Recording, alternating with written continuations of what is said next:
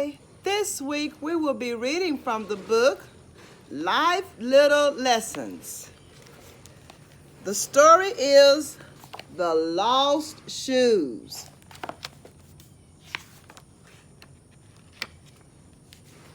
One bright morning, Cat and Hippo are playing together in the park. It is Hippo's turn to push the merry-go-round to make it go fast. "Hang on tight," says Hippo. "We're taking off." Hippo jumps up on the platform and hangs on with all of his might as it spins around fast. Cat feels herself pulled toward the edge of the twirling merry-go-round. She hangs on as hard as she can, too. As the merry-go-round begins to slow down, Bunny hops into view. Then she hops again and again. Bunny looks over at her spinning friends and bows. "I call this dance the bunny hop," she says proudly. The merry-go-round comes to a stop. Cat thinks she feels a little bit queasy. She does not wait to spin on the merry-go-round anymore. "Let's play with Bunny," she said to Hippo. "Let's all play tag." Hippo happily agrees. He loves playing tags with his friends in the park.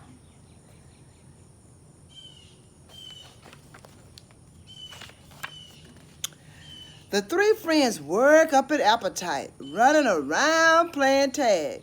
As much fun as it is to play, they are feeling hungry. They decide it is time to go home for lunch. Hippo remembers he is supposed to meet Puppy for lunch. He yells goodbye to Bunny and Cat. "I'll walk with you, Bunny," says Cat. "Okay," says Bunny. "Let's talk about dancing," as they walk toward Bunny's house. It is not long before Bunny begins to do more dancing than walking, because dancing is Bunny's favorite way to move. Cat laughs and skips along to keep up with Bunny. Cat wishes she could dance like Bunny. When Bunny and Cat get to Bunny's porch, Cat says, "You dance so well, Bunny. I really would like to be able to dance like you." "Thank you," said Bunny with a bow. "I really love to dance." She twirls around and again and adds, "If you practice, you could dance too."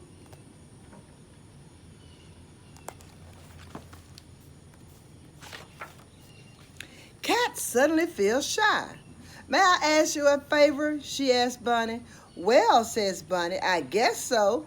Bunny is not sure what Cat wants, so she does not know if she will feel happy about doing Cat a favor. "Would you let me borrow your dancing shoes for a few days?" asked Cat with a sweet smile. "Your best dancing shoes? I want to learn how to dance. I think I could help a lot if I was wearing your shoes." Bunny hesitates. "I don't know, Cat," she says. "Whenever I dance in the house, I always wear my dancing shoes. I would hate to be without them." "Oh, please, please," says Cat. "I know your shoes will make me dance better." "But you don't always return things you borrow." "That's only because some things get lost. That's not my fault."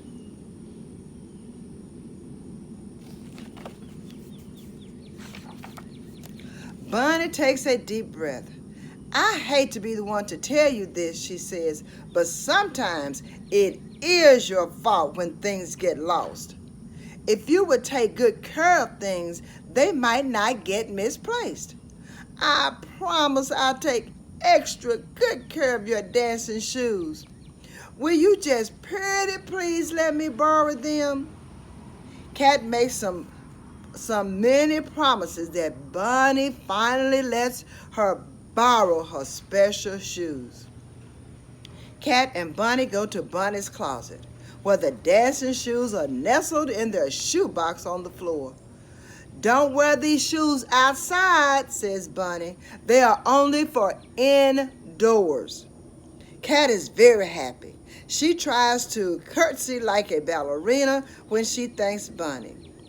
That was pretty good, says Bunny, and Cat is very pleased. Cat heads home with the precious dancing shoes and a head full of dancing daydreams.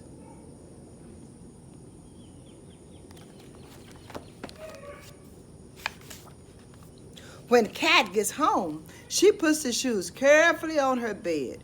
Then she has her lunch. As soon as Cat finishes her lunch, she takes her dishes to the sink and goes to her room to try on Bunny's best dancing shoes. The shoes fit Cat very well. Cat puts on her favorite music. She dances, leaps, twirls, and bows all the way to dinner time.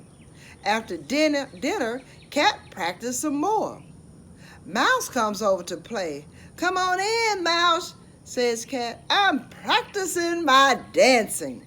I want to learn to dance like Bunny. Correct me if I'm wrong, but aren't those Bunny's dancing shoes?" "Yes, they are. Bunny let me borrow them." Then she dances for Mouse. Mouse is surprised Bunny let Cat borrow her shoes. "I can call this dance catwalk." "Well, you don't dance like Bunny," said Mouse, "but I like your dancing too."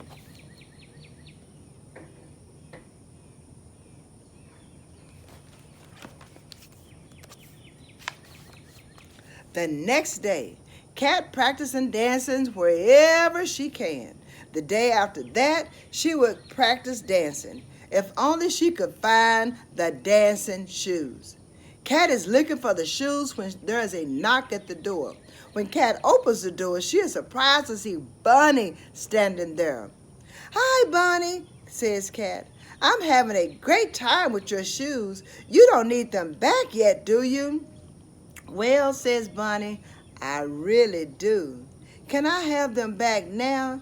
And I'd love to see you dance. Mouse says you're pretty good." "Of course," says Cat. She leaves Bunny outside and goes to her room. She looks and looks where she has already looked and looked before. Finally, Cat comes back outside to see Bunny. "Here, Bunny," she says, "I can't quite find your dancing shoes, but you can have my sneakers."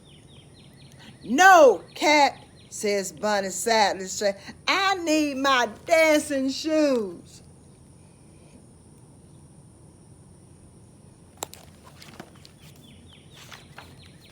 Bunny walks home slowly. When she gets home, Mouse is waiting for her in her room. "Hi, Bunny. I can see you're upset. What's wrong?" "I've just been to Cat's house to get my dancing shoes. She told me they're lost. I shouldn't have let her borrow them." "I've seen Cat's room," says Mouse, "and it is very, very messy." "What am I going to do?" asked Bunny.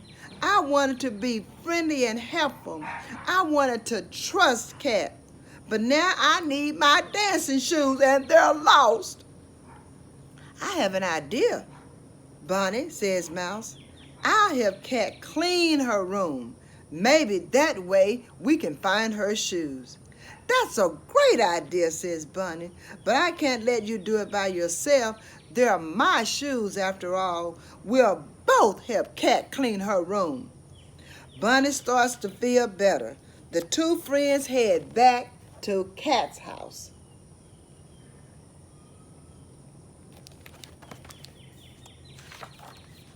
When Bunny and Mouse get to Cat's house, they find Cat sitting on the front porch with her head hanging low. "Hello, Cat," says Mouse with a serious voice. "We'll come to help you clean your room so we can find Bunny's dancing shoes." "But I've already looked everywhere," Cat says. "I'm afraid it's a lost cause." "Lost shoes, you mean?" says Mouse. "Come on, Cat. Don't just mope. Let's get to work."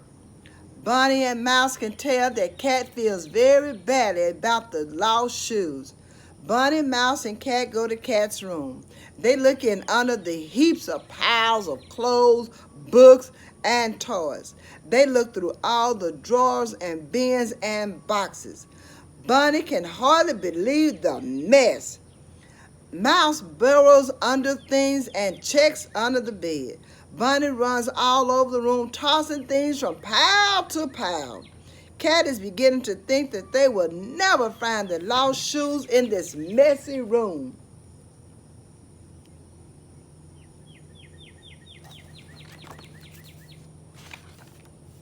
Finally, Mouse looks around and says, I think I see the problem. We aren't cleaning, we're just moving the mess around. Let's try to find a good place to put everything neatly away, says Bunny. How about clothes in the closet and in drawers, says Mouse, and books on the bookshelf, and toys in the toy box. At last, Cat's room begins to look tidy. There is only a pile of clothes left on the floor to put away. Bunny is beginning to worry that they will never find their lost shoes. Cat says, you two rest while I put away these clothes. I was using them for costumes when I danced. Cat picks up the clothes one by one and puts them neatly away. Finally, Cat uncovers Bunny's dancing shoes. Bunny, here are your shoes, cries Cat happily. She holds out the shoes to Bunny, who jumps for joy.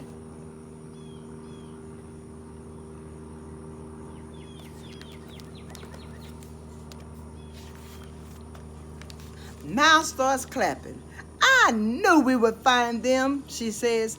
Thank you, says Bunny. I'm so glad to have my dancing shoes back. I didn't mean to lose them, says Cat. I know, says Bunny, giving Cat a hug. Now that your room is tidy, maybe you'll know where things are. Cat laughs. I hope I can keep it this clean. It's so nice to know where things are for a change. Bunny, Mouse, and Cat go out together into the warm sunshine. They feel so good that they do a happy dance together. Let's all do the dance happy ending, says Cat. And I say that Cat is a pretty fine dancer, says Mouse happily. I agree, asks Bunny. Thank you, as Cat twirls around. And that's the end of that story, The Lost Shoes. I hope you've enjoyed that story, and I hope you'll come back next week for another fun story. And remember, keep reading.